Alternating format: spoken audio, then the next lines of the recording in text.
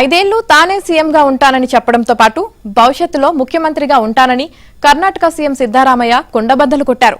బెళగావిలో జరుగుతున్న శాసనసభ శీతాకాల సమావేశాల చివరి రోజు డిప్యూటీ సీఎం డీకే శివకుమార్ సభలో లేని సమయంలో ఆయన ఈ వ్యాఖ్యలు చేశారు. ఉత్తర కర్ణాటక సమస్యలపై సభలో చర్చకు సీఎం వివరణ ఇస్తున్న సమయంలో ప్రతిపక్ష నేత అశోక్తో పాటు పలువురు సీఎం మార్పు అంశాన్ని ప్రస్తావించారు.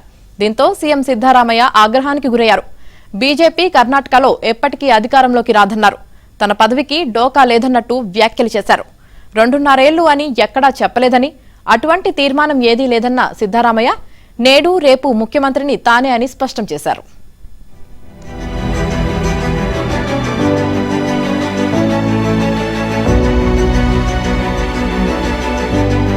సభలో లేని సమయంలో ఆయన ఈ వ్యాఖ్యలు చేశారు. ఉత్తర కర్ణాటక సమస్యలపై సభలో చర్చకు సీఎం వివరణ ఇస్తున్న సమయంలో ప్రతిపక్ష నేత అశోక్తో పాటు పలువురు సీఎం మార్పు అంశాన్ని ప్రస్తావించారు.